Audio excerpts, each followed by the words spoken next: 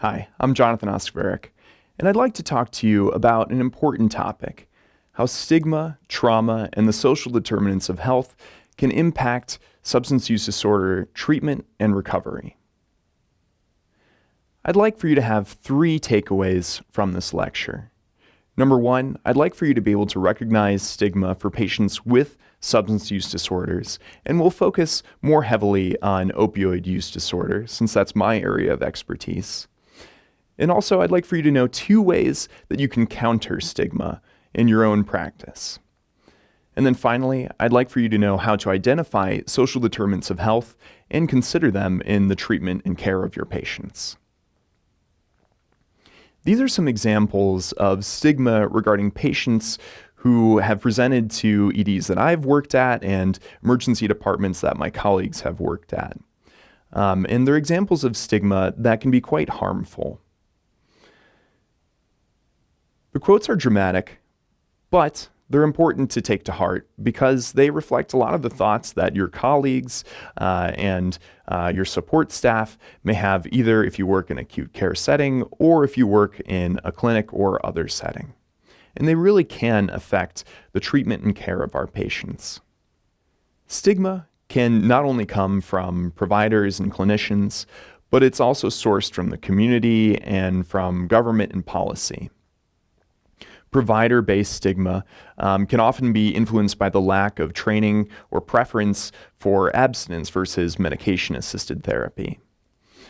Some providers equate medication assistance therapy with just continued illicit substance use. Also, providers may have a concern for diversion of the medications used for medication-assisted therapy. The community can also be a source of ongoing stigma. Narcotics Anonymous members may have a stigma against continued opioid use, such as buprenorphine, for treatment of medication-assisted therapy, opioid use disorder. Also, broad social and cultural attitudes may hinder patients from seeking treatment as they experience shame for the disorder they have. Even policy decisions confer stigma. The need for an X waiver, which was lifted and is no longer required to prescribe buprenorphine, but previously when it was prescribed, suggested that buprenorphine was illicit, complicated, or difficult to administer and prescribe. But it really isn't one of those things. When stigma is established, it leads to a cycle that supports itself and leads to further stigma and continues to harm patients. First, there's public stigma that results in discrimination, prejudice, and fear regarding patients with substance use disorders. This really hurts patients with substance use disorders, and they feel shame or hopelessness, and they avoid treatment. They then continue to use drugs, and they'll either fall out of treatment or avoid treatment altogether. This only supports the community's feelings of stigma, which then cycles back to continue to harm these patients. I'm certainly not the language police, but I do feel that words matter a lot when referring to patients with substance use disorders of any type. We should use precise medical terms instead of jargon or instead of derogatory terms to discuss the disease that these patients have and the available treatment options.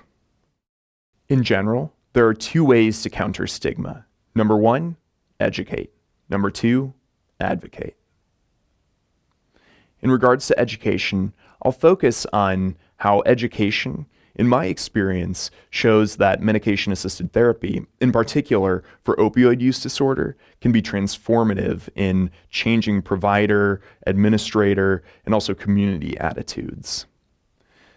Number 1, we should make it known that MAT, or medication-assisted therapy, works way better than abstinence-based programs.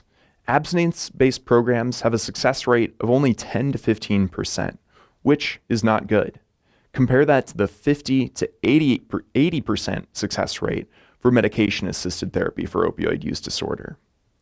Also, overdose rates are much higher in states that only offer abstinence-based residential treatment in comparison to medication-assisted therapy. Also, the American Society of Addiction Medicine recommends that patients stay on BUP or buprenorphine for at least 1 to 2 years. So just like other conditions like diabetes, heart disease, heart failure, etc., patients need to be on medications chronically, if not for life. So why would it be different for opioid use disorder and other substance use disorders? Many providers are also concerned about diversion of the medications they may prescribe to treat substance use disorder. Certainly, I've heard concern about buprenorphine being diverted after prescription. However, that diversion is often higher in areas where there are limited treatment options for patients. And when buprenorphine is diverted in these areas, it's most often used for withdrawal management, for self-detox or relapse prevention by the people who are diverting it. And that's because buprenorphine isn't really a good drug to get high on. It's only a partial opioid agonist and has a very long-acting effect. So it's difficult, if not impossible, to get that euphoric high. A second way to counter stigma is through advocacy. And that's not necessarily going to Capitol Hill and advocating for change in policy and legislation, but that can be at your local level. We should be stressing the importance and efficacy of medication-assisted therapy to your colleagues, if you work in an emergency department there, if you work in a hospital, to your staff there, if you work in a clinic, to your staff there. You should show them the data on the dangers of opioid use disorder and the efficacy of medication-assisted therapy. I think it's quite dramatic when we show the very high rates of death associated with opioid use disorder and compare that to the, frankly, amazing efficacy of medication-assisted therapy. We should also be careful to frame medication-assisted therapy in the context of treating a chronic disease. Just like any other chronic disease, it requires chronic medication and chronic treatment. Some patients will relapse. We don't get mad or make fun of patients who might have eaten a little too much salt and are now in a heart failure exacerbation. We offer them treatments and get them back on course. We should do the same with patients who have substance use disorders. We should also keep our eyes on local legislation and public policy. I'm certainly not a trained lobbyist, and I don't enjoy interacting on that side of the medical field, but I do try to keep my eyes on local legislation and policy that will affect my patients. Because often these patients may be disadvantaged or perhaps not the best representatives for themselves due to their own disease and public perception of them. But coming from us as providers, as clinicians, I think legislators pay more attention and they give more weight to our voices. So we need to be the voice and advocates for our patients. There are a lot of myths surrounding treatment for substance use disorders. In particular, I've heard a lot of them as I've tried to spread and encourage more people to prescribe buprenorphine.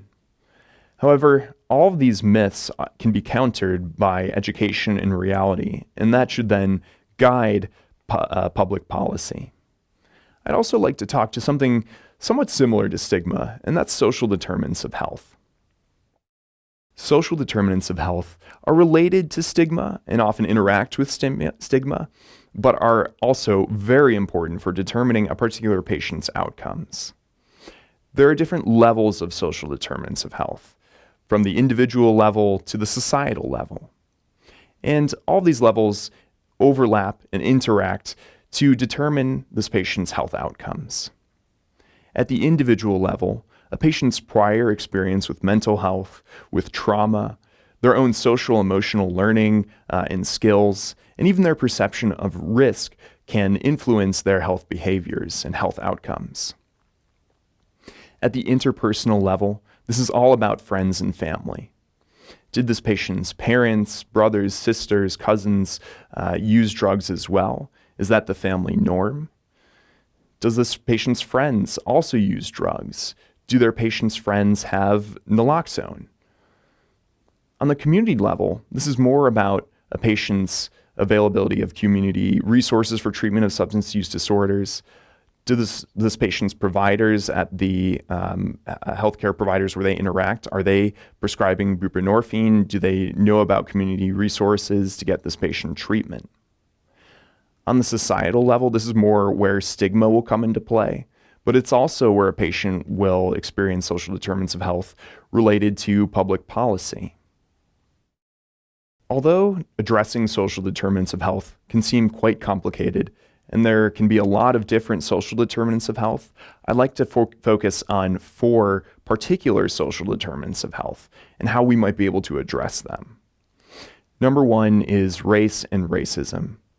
Structural racism has a huge impact on our patients' health outcomes. We certainly cannot solve the issue of racism overall in society, but I think we can sit down and have a close conversation with patients and make sure that we're treating all patients equitably. Also, poverty has a huge impact on health and ability to get treatment for any condition. When discussing with a patient, it's important to consider poverty or low income to make sure that we're tailoring treatments to them. Prescribing them medications that they can't possibly afford won't work. So we need to consider their treatment options. Adverse childhood experiences and in general trauma are also quite important for determining social determinants of health and have been strongly linked to future substance use. This can range from witnessing violence or abuse or being a victim of neglect. It can be hard to fix this for a patient, if not impossible. But simply sitting down with a patient and hearing their story and letting them share that with them can help frame your further discussion and treatment with that patient. And then finally, intergenerational substance use is a huge factor when it comes to a patient's subsequent substance use. If it's a family norm for patients to use substances, then it's hard for that patient to escape that cycle. So again, sit down and have that conversation and uncover these social determinants of health with that patient and figure out a plan about how to address them. Addressing social determinants of health can seem quite difficult, but the emergency department, the hospital, and perhaps even your clinic are a window to the community. And I feel strongly that we are experts at treating medical problems, at doing procedures, or whatever your specialty might be. But we also need to be experts in diagnosing and treating social determinants of health. Step 1, as we've been saying, is sitting down and having that conversation with the patients. We can't possibly address social determinants of health if we don't know they exist. So number 1, identify and just consider those social determinants of health when you're treating a patient. Number 2, work with your hospital, with your clinic, and also with your community to uncover, identify, or perhaps even build interventions that address the social determinants of health that you are finding in your patient population. There are numerous examples of effective social determinants of health programs. Perhaps the most simple way that you can identify and begin to fix social determinants of health is by using an SBRT. This is a motivational interviewing technique. It's screening, brief intervention, and referral to treatment. I won't get into too much detail here, but it's a format in which you sit down with a patient over about a 5 to 10 minute period, and you do motivational interviewing. You uncover their beliefs, motivations, and figure out a plan together for that patient. In regards to opioid use disorder, opioid overdose education and giving naloxone take-home kits skips over the social determinants of health of poverty because then they don't have to fill a prescription or pay for that medication. So that's a very effective program that addresses the social determinant of health of poverty and in general access to care. Many other interventions have been successfully implemented. They address issues like access to care, discrimination, exposure to violence, food insecurity, health literacy, and poverty. One of my favorite interventions for food insecurity was when I was in residency. In my emergency department, we set up a small food pantry. It wasn't going to completely fix food insecurity, but it showed our patients that we care about them, that if they're in the ED all day, they could then go home with some healthy food. And it showed that we cared about them and opened up the discussion about their other social determinants of health that we could then discuss and plan interventions for. So overall, 3 takeaways for this lecture. Number 1, I hope that now you're able to recognize stigma for patients with substance use disorders. And now I hope you know the 2 ways you can counter stigma via education and advocacy. And I also hope that now you'll be able to identify social determinants of health and consider them as you're treating your patients. Again, thank you very much for your time and attention.